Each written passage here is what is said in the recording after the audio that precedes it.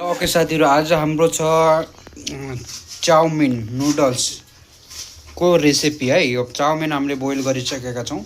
यसमा तपाईले हल्दी पनि एड गर्नुपर्ने हुन्छ हल्का, तर हामीले अलि थोरै हल्दी एड गरिसक्यौं। त्यसपछि हामीले पत्ताकोबी यसरी काट्ने, त्यसपछि तपाईले कराई लगाउनु होला। त्यसपछि हाम्रो यो प्याज छ, त्यसपछि यो ससेजहरु छ। म तपाईलाई अब स्टेप बाइ स्टेप देखाउने छु है। कराई पनि तातिसकेको छ, यसमा तेल हाल्नु होला।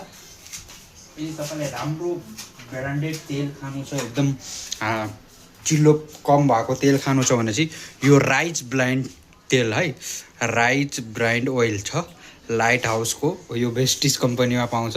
यदि लिन चाहनुहुन्छ भने चाहिँ डिस्क्रिप्सनमा नम्बर छ, कन्ट्याक्ट गर्नु होला है।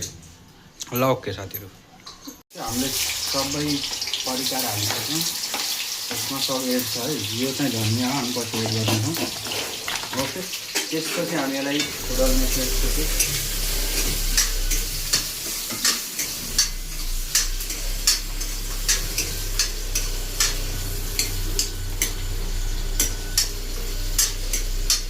यसरी रातो हुँदैन होला।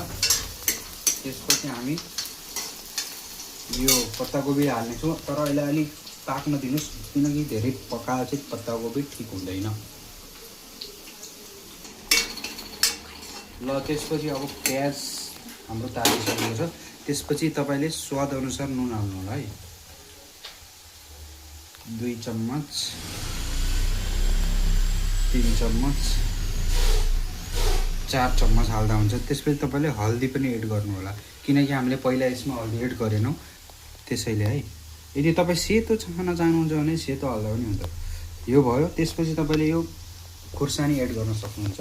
पिसेको, घरमै पिसेको खुर्सानी हो, बजारको होइन साथीहरु। धेरै पिरो खान चाहनुहुन्छ भने पिरो हाल्दा हुन्छ। यति हाल्नुस्, तपाईको ठीक हुन्छ। ल ल ओके, त्यसपछि तपाईले यो पत्ताकोबीलाई पनि एड गर्नुस्। यो तपाईले स्वाद अनुसार मसला पनि हाल्न सक्नुहुन्छ। यो सिक्रेट मसला हो, यसको नाम भन्दैमा हामी। ओके, त्यसपछि यो हालिसकेपछि पत्ताकोबी तपाईले थोरै एड गर्नुपर्ने हुन्छ।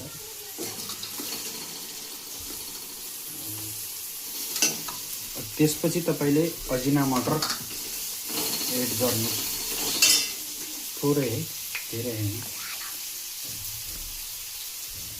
यति।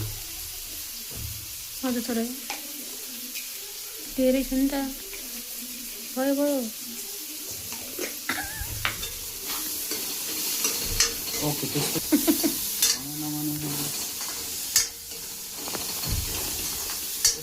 थोरै यसलाई पकाउने हो। ओके गाइज, यो रेडी हुँदैछ, हेर्नुहोस्। यस्तो हो है चाउमिन।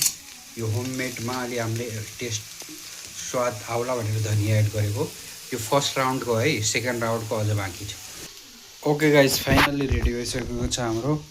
अब हामी अचार बनाउँदैछौँ, त्यसपछि तपाईँलाई फाइनल राउन्डमा देखाउनेछु। ओके साथीहरू, र भिडियो जसले हेर्दै हुनुहुन्छ लाइक कमेन्ट सेयर गर्नु होला, र सब्सक्राइब गर्नुभएको छ भने सब्सक्राइब पनि गर्नु होला। फेसबुकबाट हेर्दै हुनुहुन्छ भने फलो पनि गरिदिनु होला।